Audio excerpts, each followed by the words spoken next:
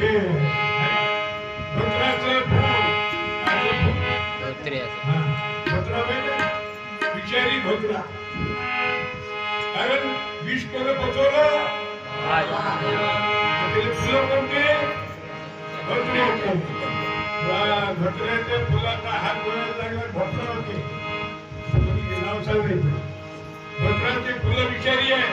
आणि ते महादेवाच्या नावावर पावलं आहे दुसऱ्याने तेव्हा आहे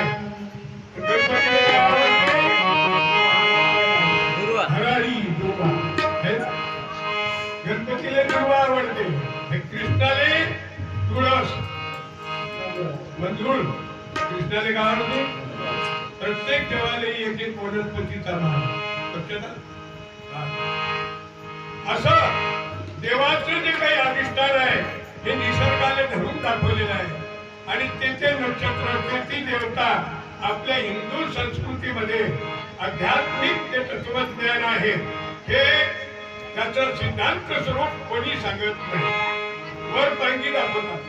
पण खरं मूळ काय हे मूळ कोणी जाणले नाही विचारले आज भोलेनाथाचा महिमा उद्या सुरू होणार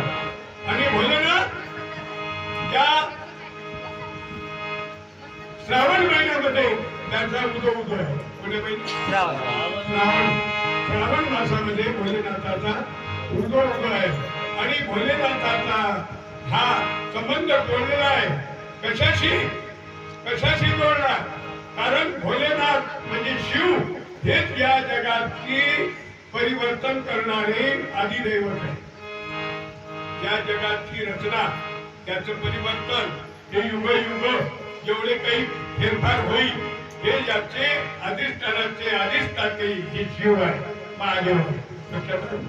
आणि फक्त श्रावण महिन्यापुरतीच आहे महादेव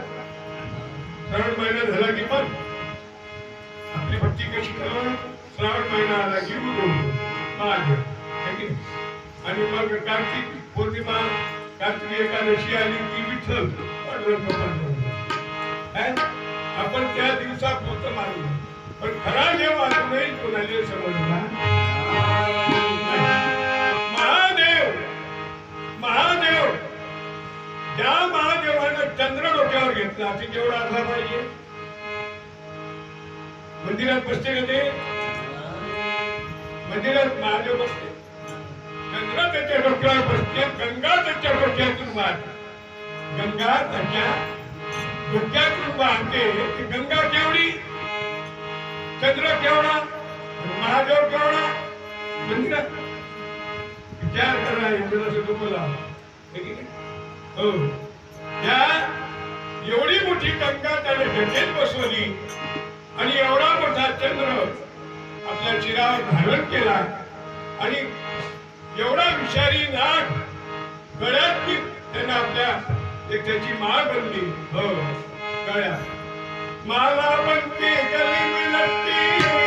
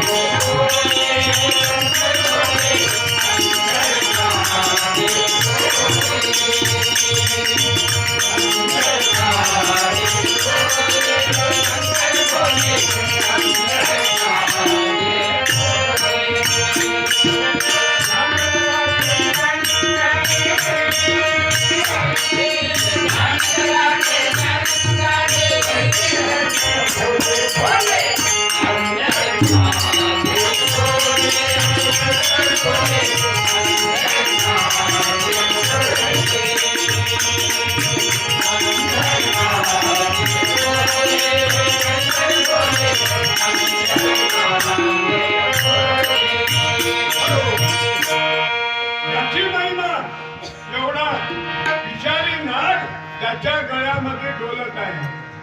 माला बनते कले बिलते नागराजे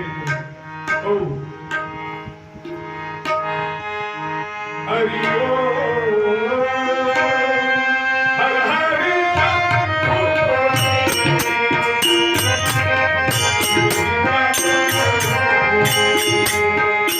हरि